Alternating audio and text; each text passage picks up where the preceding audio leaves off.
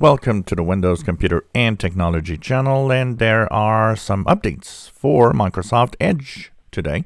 They are because the security updates are applied through the updates from the Patch Tuesday updates for security for those that have it, and there were some updates for security applied also in the past week or two.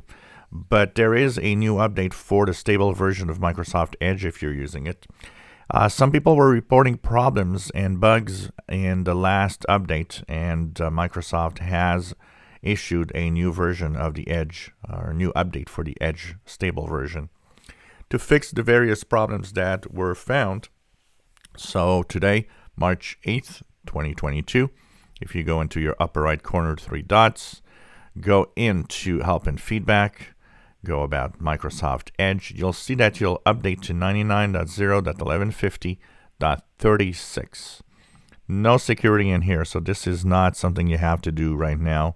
It will update itself at some point if you really wish to have the update. Anyways, and if you don't, well, you can apply it. If you had some problems, there are some people complaining of different issues. One was about video playback. Some were mentioning that they had crashes on some websites. If you had anything going wrong, I didn't. I used it quite a few times and I've not found anything wrong, but definitely for Microsoft to issue an update, it means that there was, of course, some fixing being done.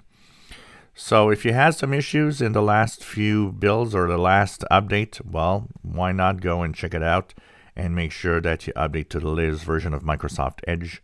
Once again, bug fixes for various problems that people have been having with the browser. If you have something going wrong, why not try it? Maybe it's going to fix your problem. If you enjoy my videos, please subscribe, give us thumbs up. Thank you for watching our videos.